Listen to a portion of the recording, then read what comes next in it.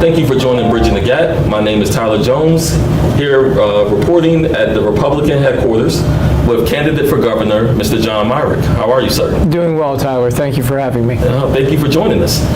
So to start off the interview, for some voters who may not be familiar with you, could you please tell them a little bit about who you are, why you're running, and about your platform? Absolutely.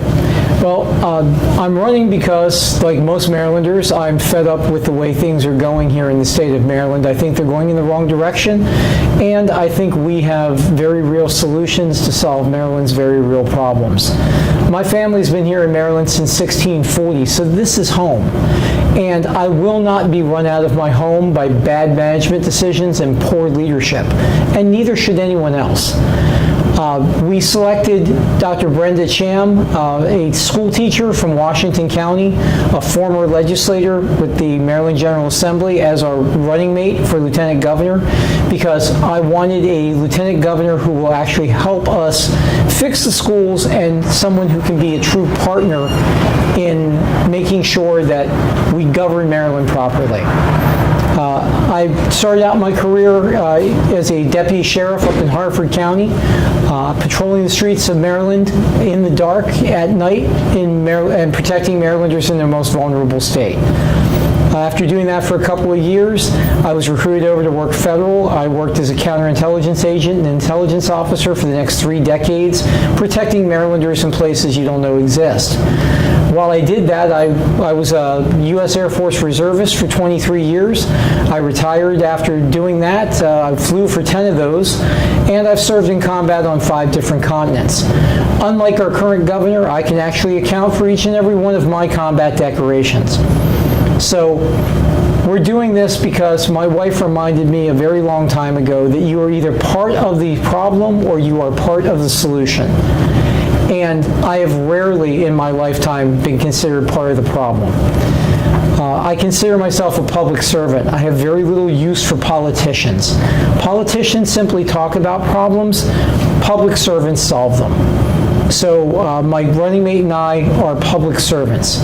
And we have never forgotten who we work for, and that's the people of the state of Maryland. And we never will forget that. And we think we can do better because we are in a fight this time for the very survival, we believe, of the state of Maryland. And if we are unsuccessful, I fear that you will not recognize Maryland in 2030 when the next election cycle rolls around. And that's an unacceptable proposition for a Marylander. Mr. Myrick, you have a very decorated career. I appreciate you for stepping up to the challenge and doing what you think is best to run for the state of Maryland as our new governor. Thank you. So I do have some questions that cater specifically to our audience here on the Eastern Shore, things that would be on the forefront of our mind. And one of them, what are the top 3 problems that you have identified within the state of Maryland, and what would you do within the first year to begin resolving those issues? Well, obviously the major problem here in Maryland is simply affordability. As we all know, any of us who open a power bill in the state of Maryland usually does that with sticker shock every month at this point.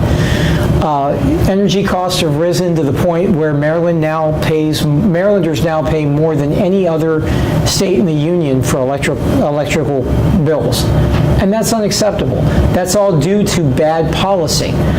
The current governor's green energy initiatives are bankrupting the state of Maryland and bankrupting Marylanders across the state.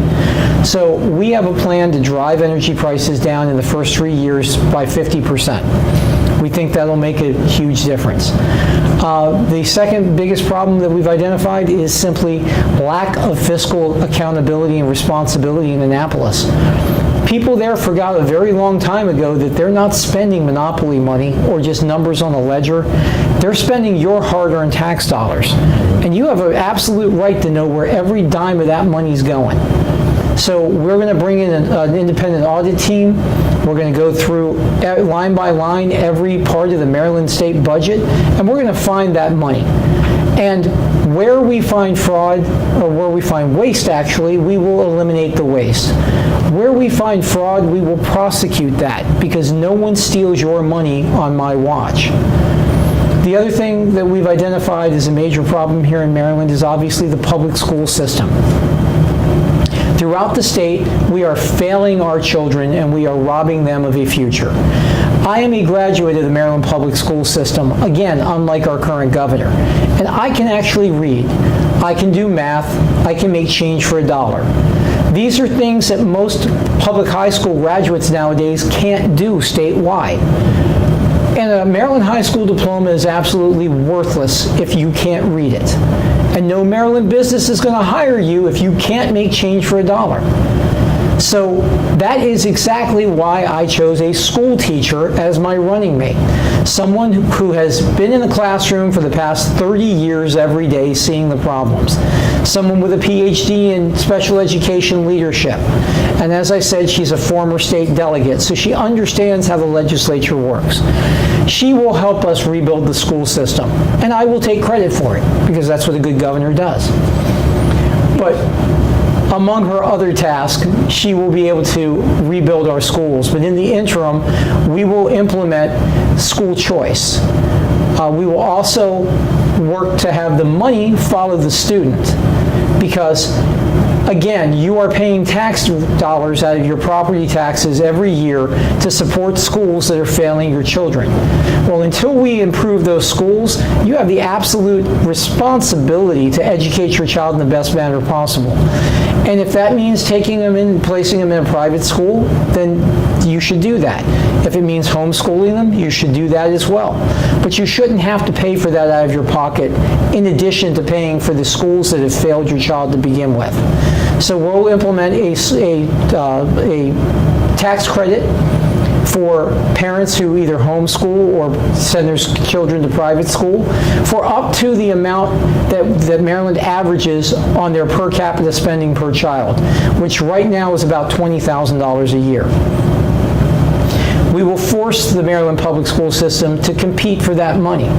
And competition sparks one of two things: improvement or failure. And either way, your children will benefit, because you will be getting a tax credit if you have to educate them privately, and the schools will have to improve in order to compete for those dollars. I love that your last point is actually focusing on our youth and building onto that. We know this here on the Eastern Shore that a lot of our youth, once they graduate college, they leave the Eastern Shore for different opportunities, usually money. And I would like to ask you, as governor, what would you do to actually keep them here? It could be with industry or infrastructure. Certainly. What would you do? Certainly. And again, this is a major issue we have all over the state. I spoke recently at the University of Maryland in College Park, and I asked a room full of about 200 students how many of them planned on staying in Maryland after they graduated. 3 hands went up. Because the rest of them understand that there is no economic opportunities for them here in Maryland, other than outside of the biomedical field or government service. There's nothing for them to pursue.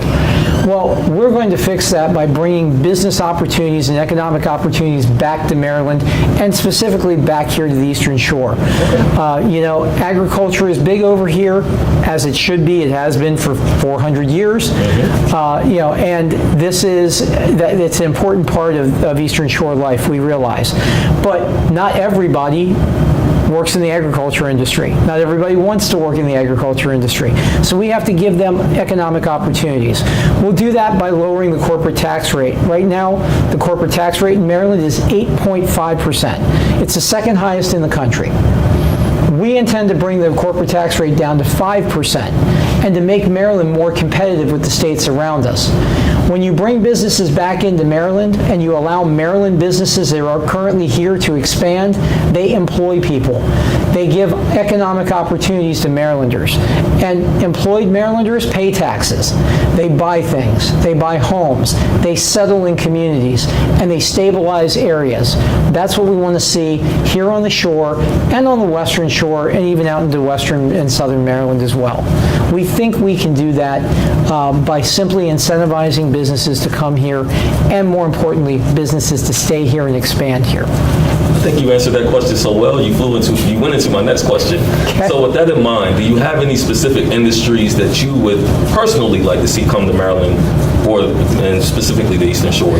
Well, again, absolutely. I mean, we would like to attract, we are seeing now in Northern Virginia, companies are starting to flee Northern Virginia because of the new corporate tax structure that's going into place under the Spanberger administration down there. Boeing last month announced that they are moving their world headquarters from Reston, Virginia to St. Louis, Missouri, and they specifically stated it was because of the incoming corporate taxes that they were going to move. We would like to attract those type of businesses across the river, bring them back into Maryland with a lower corporate tax structure. We have one of the most educated workforces in the country here in Maryland. So we can provide educated employees for these businesses. I'd like to see high-tech firms, things like, high-tech manufacturing. We'd like to see some of the industries that Maryland is trying to promote, things like the new solar panels that now are 25% more efficient than they have been. We'd like to see them made here in Maryland. We have companies in Montgomery County that are at the forefront of modular nuclear technology. They want to manufacture the components here in Maryland. We'd like to see some of that manufacturing wind up here on the lower shore. Again, keeping it here in Maryland so that Marylanders benefit is our goal. I love that. Another thing that really is lacking here on the Eastern Shore, broadband expansion. We hear about it every election cycle. What would you actually do to make sure that the Eastern Shore has affordable and reliable broadband access? I'll tell you, it's not just here on the shore. It's Western Maryland as well. And believe it or not, it's even just outside of Annapolis. Wow. If you drive across Route 50, there's a dead spot in Davidsonville where you lose all phone coverage. Okay. Now, that's ridiculous when you're going from Washington, D.C. to the state capital in Annapolis. You lose phone coverage for about 3 miles. So one of my first calls is going to be to those high-tech companies to say, fix that problem, and then we'll work on the rest of the state, because I don't want to have to lose phone calls anymore. But yeah, we'll expand broadband access across the state, again, by incentivizing businesses to do so. The effort and the availability for it is there. Companies like Starlink now are offering low-cost broadband access at like $39 a month now. So it's ridiculously cheap for what they're offering. So we think we can bring that kind of service onto the shore and out to Western Maryland and benefit communities where broadband has been sorely lacking for far too long. So how would you prevent companies from taking those funds and not delivering results? Because we've also seen that. We have, and again, you have to use a carrot and stick approach with things like this. It's one thing to incentivize companies to do that, to do anything from a state perspective, but there has to be a penalty for not following through. And that can be built into legislation as well. If you are incentivized to do X and you don't do X within the specified time limit, then there should be a tax or a penalty on the other end of that to incentivize those companies to do that. Again, it's not hard. It really isn't. I love that. So the next topic I want to dive into is rural healthcare. Here here on the Eastern Shore, we chatted a little bit prior to the interview. Our healthcare systems are struggling. What is your actual plan for funding, policy, or partnerships to ensure that we can get healthcare here? We're also having difficulty with specialists. People are having to travel 2-3 hours. There's not a lot of access here currently. Right. Well, and again, that is a major problem. As we discussed earlier, I recognize that Caroline County over here on the shore is the only county in the state of Maryland that doesn't actually have a hospital. I don't understand how that's even possible. If you get in a car accident there, you either have to be shipped down here to Salisbury or sent to Dover, Delaware. So the closest hospitals are literally out of state. That's unacceptable. We will work with public-private partnerships. We will work with the major healthcare companies here in Maryland to improve access to healthcare here on the shore. And throughout, again, Western Maryland suffers the same type of fate as the Southern Maryland. We also have a Maryland University healthcare system here in Maryland. The University of Maryland has one of the best medical facilities and medical care anywhere in the world. Well, we look to expand that over here on the shore and expand access to those specialists and to that access of actual health care itself over here so that Marylanders aren't having to travel 3 and 4 hours to see a specialist. Even if it's an old circuit rider type thing where a specialist comes over here 1 or 2 days a week and sees patients from the Western Shore or from another hospital further up the Eastern Shore. Doesn't matter. We can work with them and do that, and especially when it comes to the state healthcare system because we control that directly. Understood. I love that. So, next topic. How would you balance the environmental regulations and ensuring the economic survival of farmers and our watermen? Because as you referenced earlier, that's a big part of our economy here. It absolutely is. I mean, again, our legislators in Annapolis, by and large, don't understand that agriculture is Maryland's largest industry, but agriculture also includes our watermen. Clearly, we know that they are suffering. I've met with watermen down in Chrisfield. I understand the challenges that they face. Again, I'm a Marylander. I grew up here. This is home. I understand the Bay. I understand the concept. So we will balance the environmental regulations in a manner that is consistent with growth. You cannot overprotect the environment and kill Maryland's largest industry in the process. That doesn't work. There are medians where we can reach accommodation and protect the environment while we are improving the quality of life for Maryland's agricultural industry. Again, this is a huge component to the state, not just economically, but culturally. I mean, Maryland, there's a reason there's a farmer on the Maryland Great Seal. It's not by accident.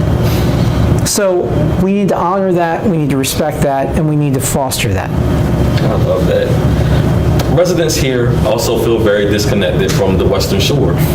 Do you support the Bay Bridge expansion and capacity or any alternatives that make sure that it's easier for more people to travel back and forth? Again, I live on the Western Shore and I have my entire life, so I understand how difficult it is to get over here and to get back to the other side from here, especially on a Friday or a Sunday during the summertime. Absolutely. As we all know.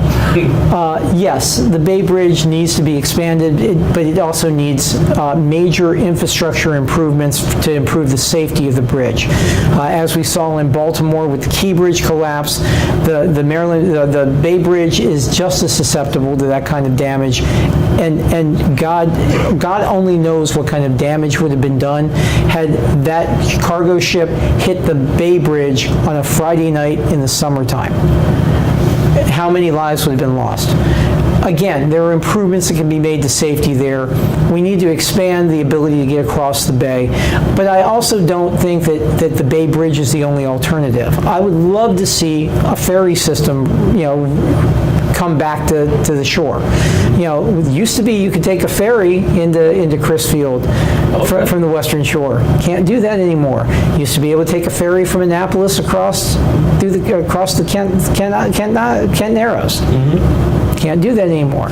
I'd like to see that implemented again. And again, there are alternatives. And perhaps not expanding the current Bay Bridge, perhaps there is another area where we might need to look to build a second Bay Bridge, either further north or further south. Again, that would take an engineering study, which I am perfectly willing to do, and we can take a look at those type of things too. But it's clear that the two sides of the bay have to be connected in a better way than is currently being done. Thank you. My last question for you, and this is going to be the most difficult one. Okay. What is one decision you would make as governor that may be unpopular statewide, but would significantly improve the quality of life here on the Eastern Shore?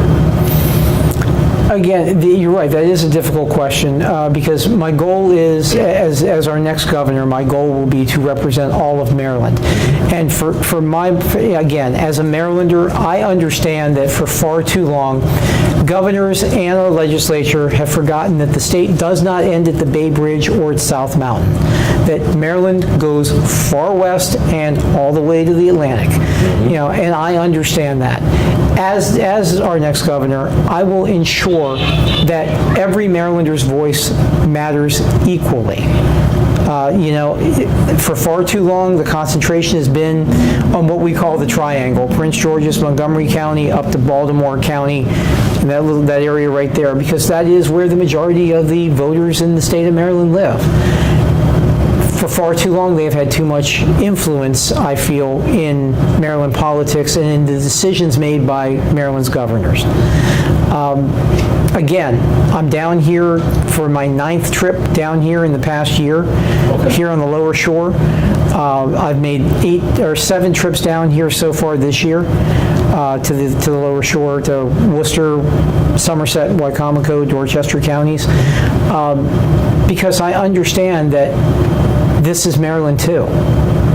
And that may not be very popular in Prince George's or Montgomery County, but the reality of the situation is this is Maryland too, and you deserve every opportunity that is provided to the Western Shore here on the Eastern Shore. And as governor, I will ensure that you get that.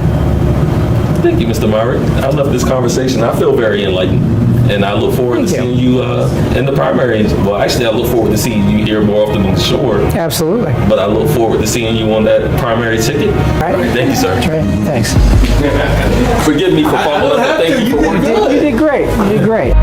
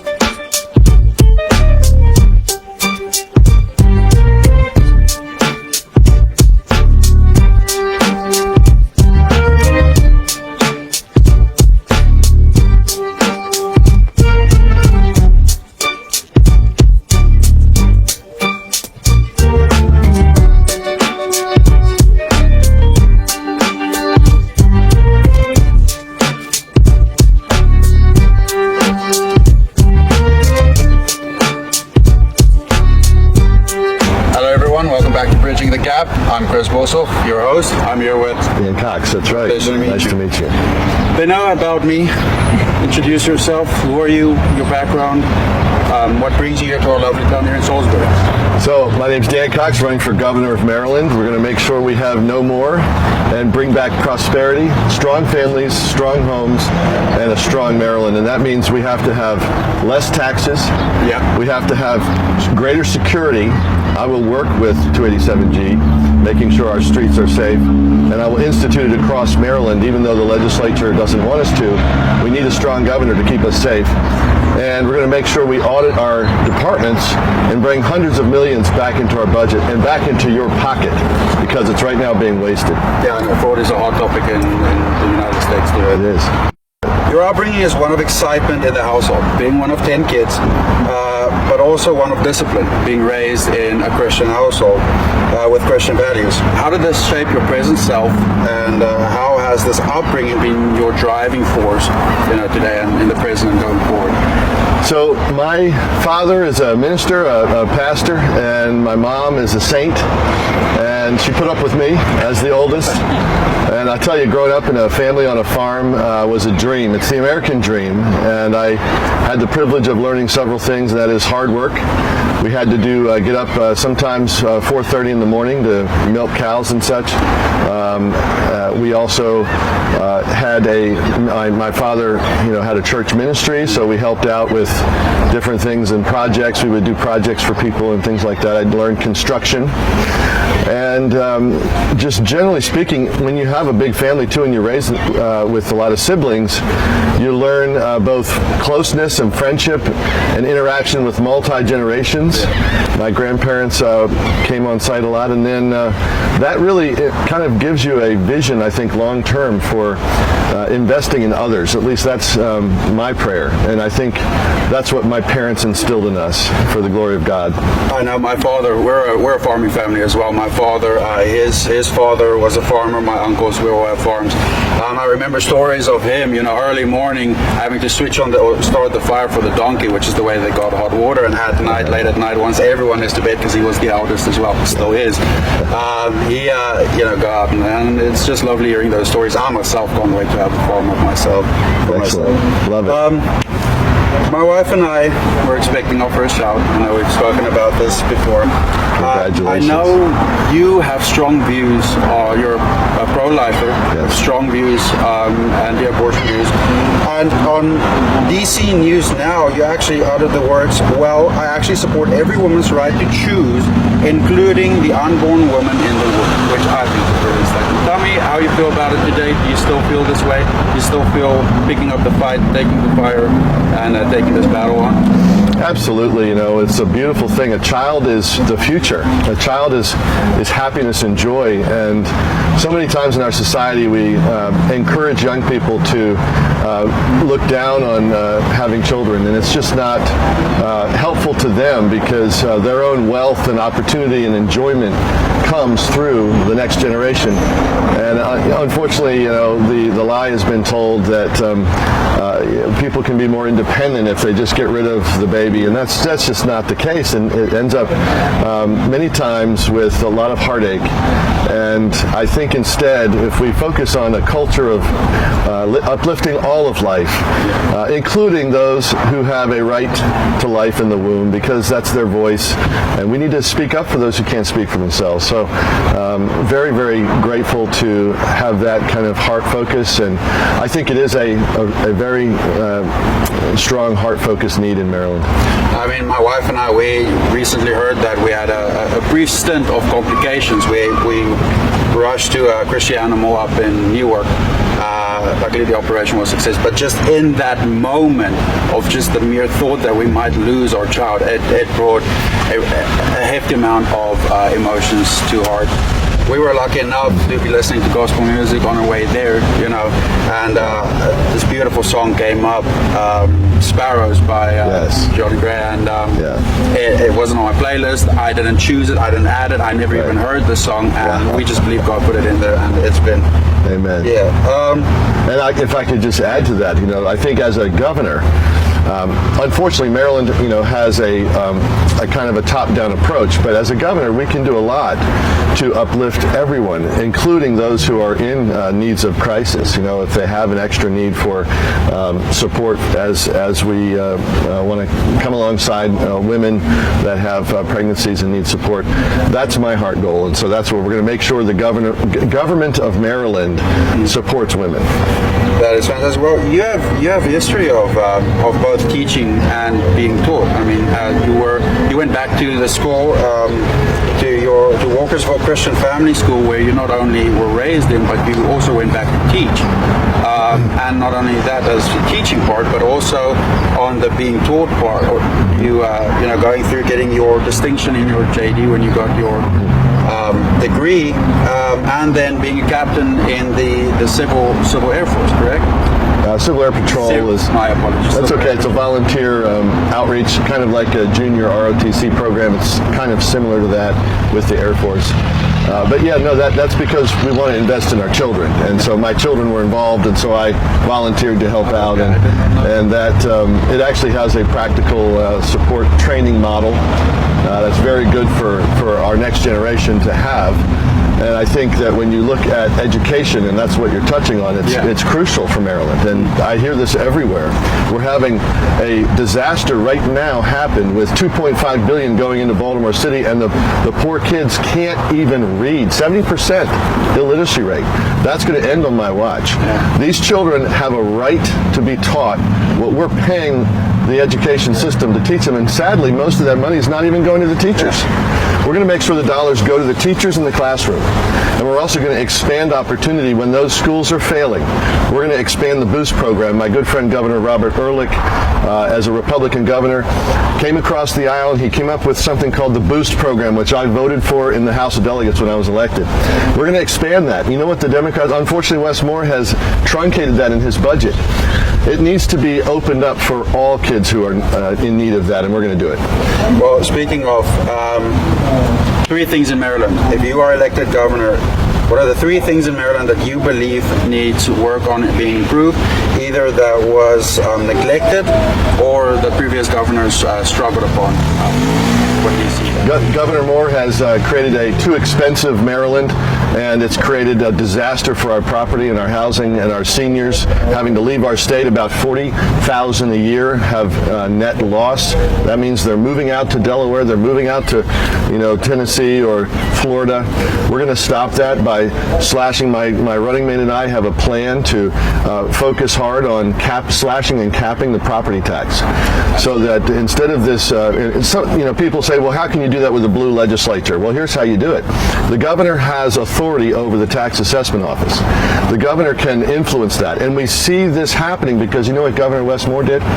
He raised our taxes on property by increasing assessments. So now we have an average 20% increase in property just in the last year and a half.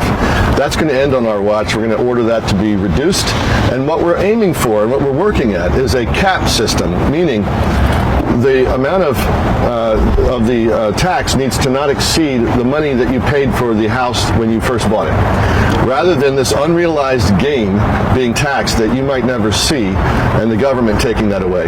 The second thing, so that's taxes are important. We're going to make sure seniors stay. Secondly, it's too dangerous here.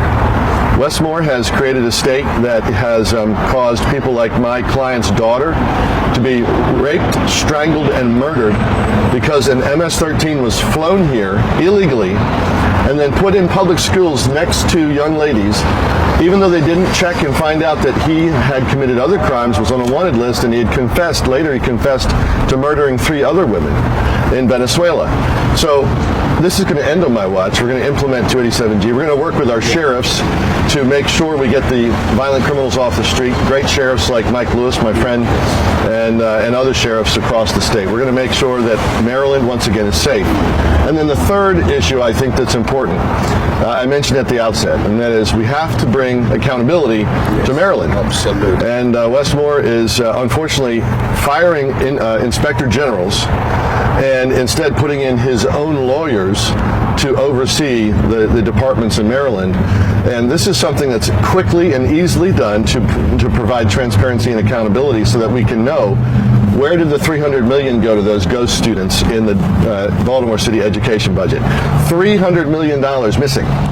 Where did the $100 million go in the DHS budget? Wes Moore doesn't want to know because he's got higher ambitions, but we are going to run hard for the state, bring that money back, expose where it went, and once again bring our budget back in line with more reasonable states. Like, for instance, Pennsylvania is a Democrat-run state. It's got 3 times the citizens. than Maryland does. And yet its budget is more than $20 billion less than Maryland. Oh, wow. We can do better, and we will. Absolutely. Well, 287G, as a foreigner myself, I did it the legal way, which I feel is a needle in a haystack nowadays.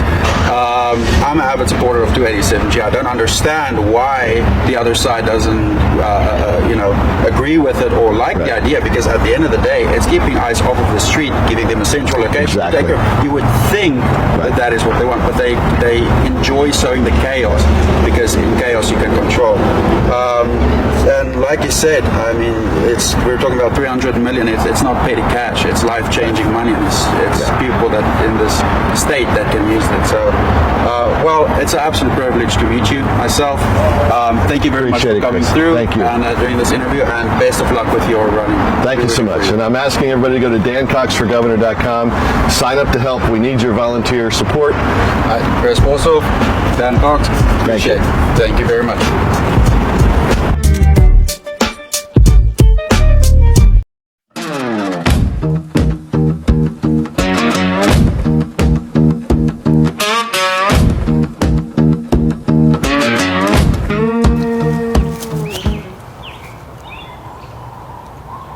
Okay, welcome back to Bridging the Gap.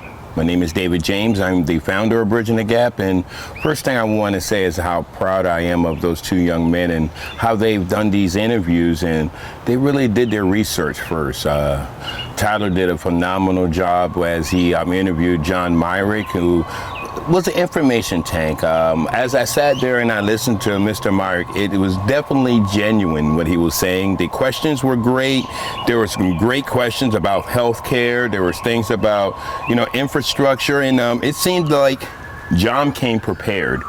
And, I actually did my little bit of research on Mr. Myrick, and although it seems as there are big three that are running in the on the Republican ticket, one being Mr. Cox, Dan Cox, another one being Ed Hale, which we haven't gotten an opportunity to interview yet, but also Mr. John Myrick. And John Myrick seems to be the one on the upswing as far as having to climb from the bottom, but he's been doing a great job. I mean, I really felt like he was really truly prepared for the interview, and no, neither one of them had any questions in advance, so they had to speak straight from the questions that came up. And one of the great things I can say about Tyler is that he is an independent. He'll proudly let you know he's not a Democrat, he's not a Republican, but he is a concerned constituent.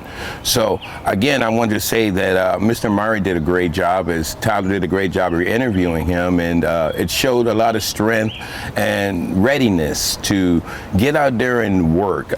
He spoke about his running mate and how she has a teaching background and how it would be great to get the education back on track. I mean, my goodness, kind of a side note, I've been really showing concern about the fact of in District 1 here in Wicomico that there's nobody even running. I mean, there's nobody, as I know, has even put his name in as a write-in, although there has been one person, and I personally have been talking to, I think would be a great candidate. But education, which is also, as you heard the executive say during her executive decisions multiple times, has been one of the top priorities in budgeting. But again, to get the whole state back where it needs to be, it was really interesting to see and hear Mr. Myrick talk about it and how genuine he really was about his platform. I can say that I've working with him before, and actually I had invited him in as when I was the president of the Delmarva Conservative Movement. I actually asked him to come in and to let us know about his platform, and he graciously did. And he really spoke from his heart then, and I don't feel like it was robotic, because the questions that was asked to him from Tyler were definitely not the ones that the floor asked at the that meeting, but he definitely spoke with knowledge. He spoke from a person that was born here, that didn't just come here, who understands that there is definite needs here in our community. So again, I want to say a big thumbs up to that interview.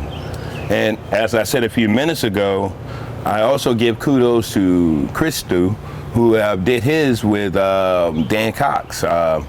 Dan Cox, I met him when he was Delegate Dan Cox 4 years ago, as he was the the Republican nominee to go against the then Democratic nominee Wes Moore for the governor's seat.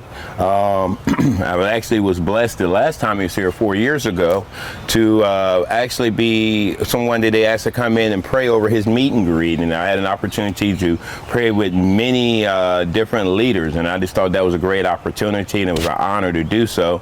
And it was great as I met Mr. Cox also before and after the interview when he came back here. It was great to see that he was still that same person. He was still that same person who put God first. Family definitely was right there second, and then the concerns of Marylanders. It was great to see that as he came in with his running mate, that they came in ready to work as they came into Wycomico. As actually, I can say also about Mr. Mark, when he came in, he also met with the executive, but also Mr. Cox met with the executive, and they went over to the airport, had a sit-down meeting, and while he was here, he had lunch. My wife had an opportunity to have lunch with him, and then he had this interview. The interview is kind of unique because Chris, too, is a different kind of interviewer, if you will. He does his research. He's from South Africa. I like to call him my African-American brother, but he's from South Africa, and he had a love for the political realm there as far as to see the good happen, but he also has that same love here, and as being a young husband, a young father, he had some great questions that were presented in front of Mr. Cox, and again, Mr. Cox's response was just like Mr. Myers. It was right on cue. It was right on point, and you know, he talked about, you know, how there's a lot of taxation that's happening in Maryland that doesn't necessarily have to happen, and there's a lot of things that can be changed from the governor's chair. So it really be interesting to sit down with both of them, as I'm hoping that when they come back, I personally get an opportunity to sit down and talk to them. But it would be great to sit down with both of them at the same time to hear their points of view. So I'm hoping that both of them see this as, again, they both did phenomenal interviews. I have not had the opportunity to sit down with Ed Hale. And as I'm looking at some of the stats here, they've actually got him put as the second go-getter, if you will, for the Republican ticket. And that's not any kind of slap in the face of John Myrick, because I think John Myrick's doing a great job. But Ed Hale, from what I understand, was once a Democrat but turned Republican, and it seems like he's been out there churning and doing things. But the front runner, according to what I'm looking at here, is Mr. Dan Cox again.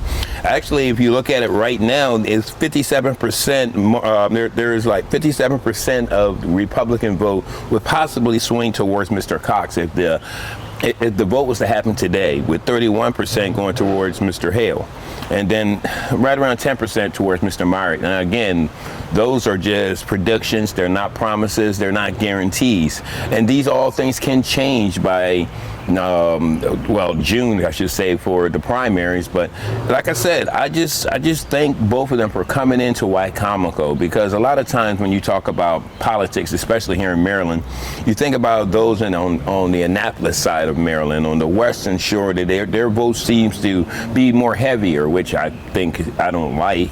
But it's great to see that there are these young men and these candidates that want to run for governor that will come to Wycomico and will sit down with not the big boys, but with the podcasters, with those that will want to get the word out to just a common person. And that's what Bridging the Gap is here to do. I do believe a lot of time the difference between confusion and the solution is information. And information only gets taken there and taken care of if they have a bridge. So we're here to bridge that gap. I want to thank all of you for listening. I thank you all for just tuning in for this, these two interviews and this little summary. And whatever you do, get out and vote. Get out and vote, whether you vote Republican or Democrat. Unfortunately, I know the independents can't vote during the primaries, but get ready to vote and get informed. And we're not going to stop here. We're truly not. We're going to continue to go out there and try to reach to those that are either elected or seeking to be elected or just community leaders, to bring you information, because it's all about you and I and our families understanding what's going on. Once again, I want to say thank you again. This has been another Bridging the Gap. This has been a top pick, and This has been another opportunity for you to learn. Have a great one.